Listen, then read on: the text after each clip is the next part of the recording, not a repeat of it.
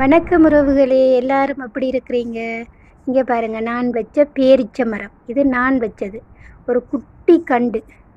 இப்போ பாருங்க எப்படி இருக்குன்னு சொல்லி, இது 4½ வருஷம் அந்த பேரிச்ச மரத்துக்கு 4½ வருஷம்.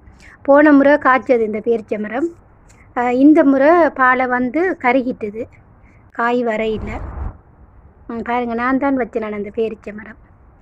இந்த மருதாணியும் நான் வச்சது தான். பாருங்கள் இப்படி செடிப்பாக இருக்குன்னு சொல்லி, இப்போ அடிக்கிற வெயிலுக்கு நல்லா அரைச்சி தலையில் பூச குளிக்க நல்லா இருக்கும், குளிர்ச்சியாக. இது கீரை மரம், இதுவும் நான் உண்டாக்கினது தான். எங்களுக்கு டைம் இருந்தால் அந்த டைமை சும்மா வேஸ்ட் பண்ணக்கூடாது. நாங்கள் அதை யூஸ் பண்ணினா அது எங்களுக்கு தான் பிரயோசனமாக இருக்கும்.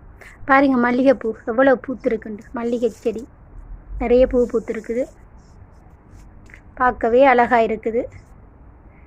யாருக்கு நான் வச்ச பூமரங்கள் பிடிச்சிருந்தால் லைக் பண்ணுங்கள், கமெண்ட் பண்ணுங்கள், சப்ஸ்கிரைப் பண்ணி சப்போர்ட் பண்ணுங்கள். டைமை வேஸ்ட் பண்ணாதீங்க. எப்போதுமே டைம் போனால் வராது. இப்போ அதனால் டைமை நீங்கள் யூஸ் பண்ணிக்கொள்ளுங்கள். அது உங்களுக்கும் நல்லது, எங்களுக்கும் நல்லது.